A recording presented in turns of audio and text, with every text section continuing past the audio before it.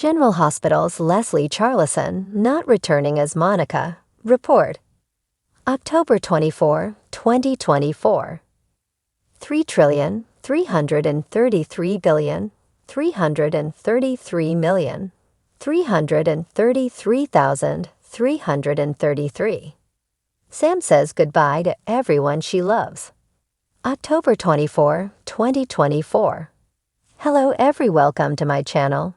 Sam says her final goodbyes to everyone she loves, while Curtis makes Steve an offer he can't refuse. Please note that if you purchase something by clicking on a link within this story, we may receive a small commission of the sale. On today's General Hospital, Alexis and Danny both look proud as they finish eating, and Scout says how big a deal it is that Mom is saving someone's life. Scout goes to wash her hands, and Alexis tells Rocco's a good big brother. He steps up every time she needs him. I think you're awesome, and so does your mom. Brennan's on the phone with Carly asking why she's avoiding him. He needs to see her ASAP. She says it's not a good time, and he insists it's important. Trust me, so is this. Carly hangs up and walks into Sam's room, asking how she is. She says it'll take a miracle for Lulu to pull through, but she's got a chance because of Sam. If you need anything, please tell me. Sam smiles, saying Carly didn't come in for a chat. She wants something. Like always. Yeah, I do. I wanted to say thank you. Sam stares at her, chuckling, and admits Carly surprises her. But before they can bond too much, Brennan walks in, looking for Carly. Sonny greets Jason in his office, makes some pleasantries about Sam's big day, then demands to know what happened in Africa. Jason fills Sonny in on Sidwell, Lucky, and the WSB intervention. They got Lucky out, and Holly was there. She had the diamond? He asks. Sonny says diamonds, plural. She has enough for him to know she's trouble. The kind of trouble that might be worth it. The haul will likely be around $100 million, and Sonny wants to work with her. Jason warns him that Sidwell's still alive and is in the U.S., probably looking for Holly. Jason says it was his mistake to leave Sidwell alive. Sonny says if they get it done fast, they can get Holly away before Sidwell connects things. But he's got places to be and leaves, just as Carly calls Jason. Brennan pulls Carly outside, and she lays into him about pulling her away while Lulu's about to go under. Great, but he needs her first to get Jason to cooperate. He's got vital information about the Lucky Spencer operation. Carly isn't inclined to help him, until Brennan tells her about Sidwell coming to the U.S., likely for Anna and Jason, and the extraction she asked him to help with is about to become a full-blown international incident. Why did you help me? If she has to ask, she's not as smart as she seems. It was chivalry, but she doubts that. Jason walks up, annoyed that Carly didn't mention Brennan when she called. She needs a favor for both of them. Jack needs to know what happened, all the details. He saved Jason's life, so she and Jason both owe him. Please help him. She leaves the two alone. Laura holds Lulu's hand, reassuring her that she'll be there. They all will. She adds as Dante and Rocco open the door. She tells Rocco that now's the time to say something to his mom before surgery. Rocco sits down with her. Dante and Laura wonder if she'll recognize him when she wakes up, as the teen puts his cross-country medal in his mom's hand. He never gives up, and he got that from Lulu. Don't give up now. In the locker room, Isaiah is standing with his eyes closed when Lucas walks by in a towel. Isaiah's visualizing the surgery, and they both say they're ready for it. Isaiah walks off, leaving Lucas to find a cinnamon roll in his locker with a note. He starts eating as Brad walks in, saying he always needed Eckerts before operating, unless he's hungry for something else. Lucas is horrified Brad was in his locker, saying he made his boundaries clear. He just had some food left over and wanted to be supportive. He'll take it back. But Lucas says he already took a bite, steps back and drops his towel. Relax, it's nothing I haven't seen before. Lucas looks uncomfortable as he walks out. Out in the waiting room, Dandy suggests Rocco should get to school. He doesn't want to go though, so Dandy says if Sam gives the okay, he can stay and do schoolwork. Isaiah walks over as they leave, and Laura asks if everything's okay. They talk about the risks, but Laura tells the doc that if he gives her the chance, she will win. Rick sits down with Heather in the prison meeting room. She laments missing Alexis and says she wouldn't mind winning something. Rick tells her the judge vacated her sentence. She's going free. She's dumbfounded. Are you messing with me? No halfway house, parole officer, ankle monitor. Nothing. She's totally free. Heather gets up, shouting, and hugs Rick, thanking him profusely. She's going to make the most of her second chance.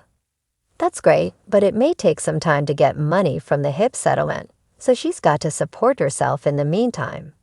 She doesn't want to think about that now. Fine, but she needs to find somewhere to stay.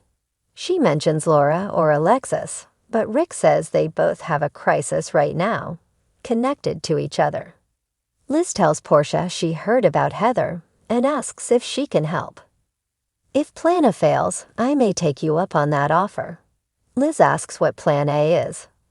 She doesn't get an answer, as Portia says they need to focus on the transplant, not Heather. Curtis is taking care of her. Liz warns her to be careful. Isaiah comes over to help himself to some Eckerts, but is called away before he can eat. Brad wanders over, promising to hold one for the doc, then tells Liz and Portia he's got to leave his shift early to go to a baseball game.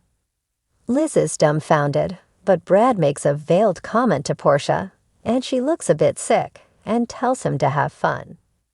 They're talking about Brad as Lucas walks over and makes a crack about Brad's pastries causing amnesia among the staff about him. In his office, Curtis greets Steve, Heather Weber's prodigal son. Steve tells Curtis he's not a doctor anymore and asks why he asked to see him in person. He doesn't plan on staying long. Port Charles has a lot of bad memories.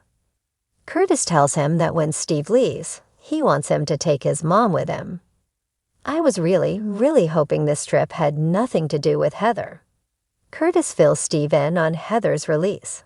He stands up in shock. What do you want from me? Curtis just wants him to take Heather far away from Port Charles, but Steve doesn't. So Curtis says he'll make it worth his while.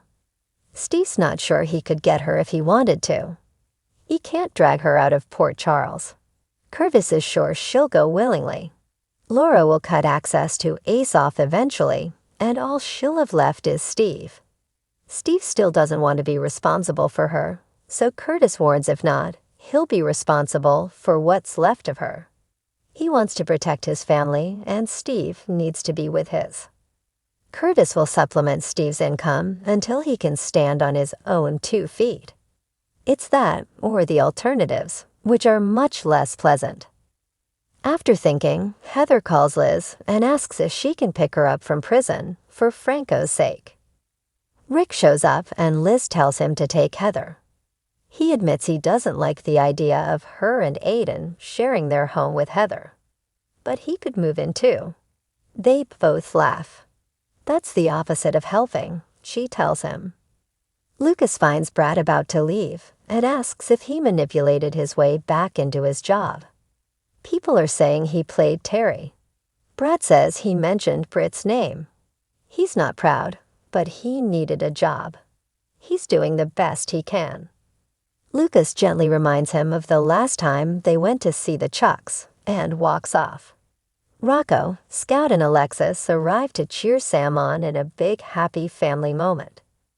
Sonny walks in a short time later, and they all talk about how proud they are of her.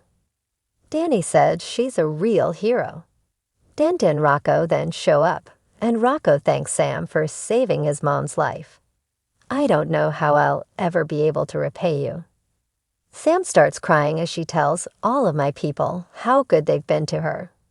She's just glad she can return the favor. Everyone holds back tears. In the show's final moments, Brennan asks Jason if there's more to his adventure. Jason fills him in on Holly stealing a fortune of diamonds from Sidwell. Steer clear of Sidwell. Then asks Jason to thank Carly. Jason in turn warns Brennan not to hurt Carly. Bad things happen to those who do. Heather steps cautiously out of the prison gates, delighted to see Liz show up. But then Steve walks over. She's elated, but all he says is, "Hello, Mother."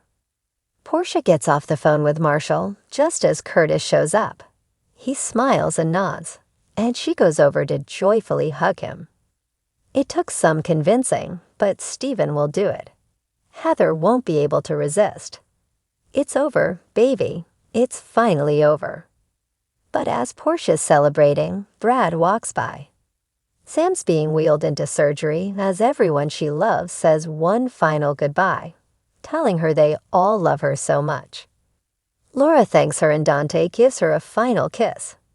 Jason then walks out of the elevator and tells Sam she's got this. Piece of cake, Sam holds back tears.